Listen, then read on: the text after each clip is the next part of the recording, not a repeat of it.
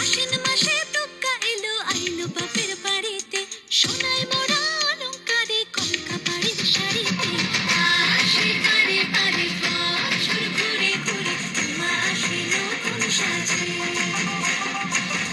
আসে পারে পারে বছর ঘুরে ঘুরে উমা আসে নতুন সাজে।